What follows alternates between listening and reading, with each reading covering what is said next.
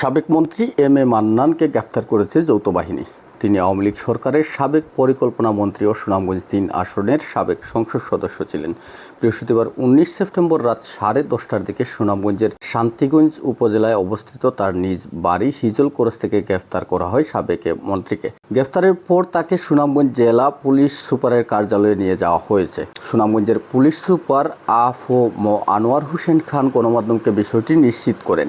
তিনি বলেন, M A মান্নানকে সুনির্দিষ্ট মামলায় গ্রেফতার করা হয়েছে। এই মুহূর্তে তিনি সুনামগঞ্জ সদর থানা পুলিশ হেফাজতে আছেন। তাকে আদালতে হাজির করে রিমান্ড চাইবে পুলিশ। জানা যায়, গত 4 আগস্ট বৈষম্যবিরোধী ছাত্র আন্দোলনের নেতৃত্বে বিক্ষোভ কর্মসূচি চলাকালে শিক্ষার্থীদের উপর হামলা হলে জহুর আলী নামের এক শিক্ষার্থী গুরুতর আহত হন। এ ঘটনায় গত 2 সেপ্টেম্বর জহুর আলীর ভাই হাফিজ আহমদ বাদী হয়ে দ্রুত বিচার আইনে সুনামগঞ্জ সদর মডেল থানায় একটি মামলা দায়ের করেন। এ মামলায় এম এ মান্নান সহ 99 জনকে আসামি করা হয়। উল্লেখ্য, বৈষম্যবিরোধী ছাত্র আন্দোলনের নেতৃত্বে সংগঠিত গণ অভ্যুত্থানের মুখে গত 5 আগস্ট সাবেক প্রধানমন্ত্রী শেখ হাসিনা দেশ ত্যাগ করে ভারতে চলে যান।